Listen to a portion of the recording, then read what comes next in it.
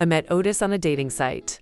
His profile picture was oddly zoomed in, like he took it with a phone from 2006. He had this oddly poetic bio that mentioned seeking companionship and peace after a long season of storms. He was 65. He just moved to my town from a little place in Florida called Belglade, which I later found out was a town known for sugarcane, swampy heat, and people minding each other's business just a little too much. Still, I was 53 and figured why not give Otis a chance. He seemed nice and polite, claimed to go to church 3 times a week. That had to count for something, right?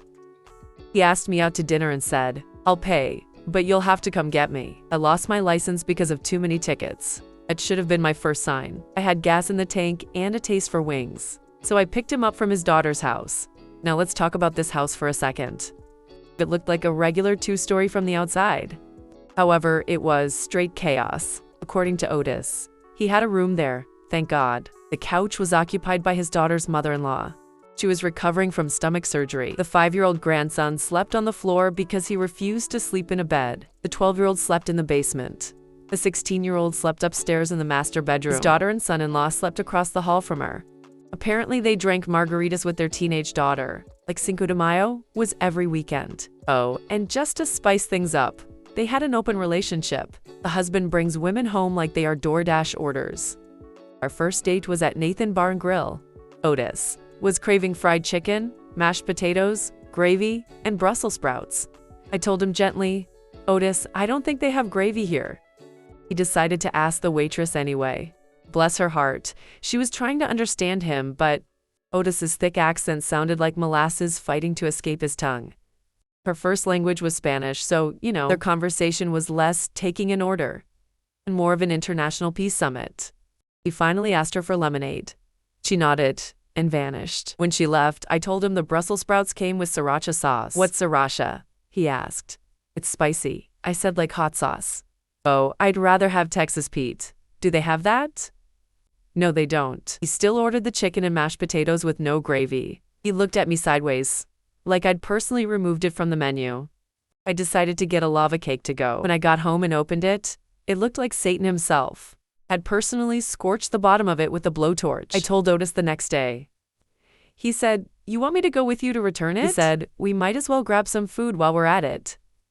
So I picked him up again, but this time we went to a cheesecake place. God must have smiled down on him because they're like a beacon. It was a menu item with mashed potatoes and gravy. I watched Otis become a new man after we ordered. Then came the bread basket. Of course, it was ice cold.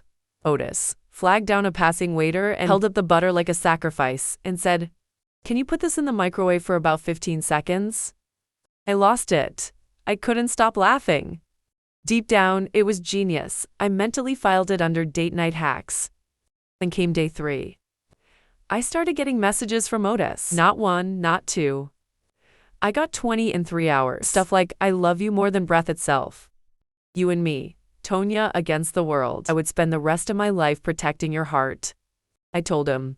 This was only our 3rd day of knowing each other. He responded like we were in a soap opera. "I don't play games. You either gonna love me or leave me alone." So I said, "Let's talk when I get off work." We did a video call via Google Meet. Baby, when I say I was not prepared. Otis answered the call with his chest out. Man boobs.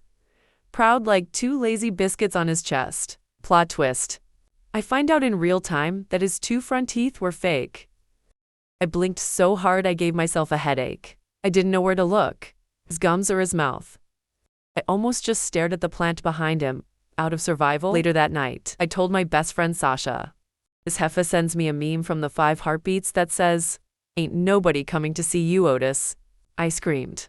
Later on, I tried to talk some sense into the man. I told him we don't know each other, and saying, "I love you this soon" is too much. And it all made sense. Suddenly, a light bulb went off. Otis wasn't in love. Otis was trying to escape. He saw me as a lifeboat off the SS Dysfunction. I was just trying to eat my cake and forget the image of his man boobs. Like, comment, and subscribe for part 2 of Otis and Tonya.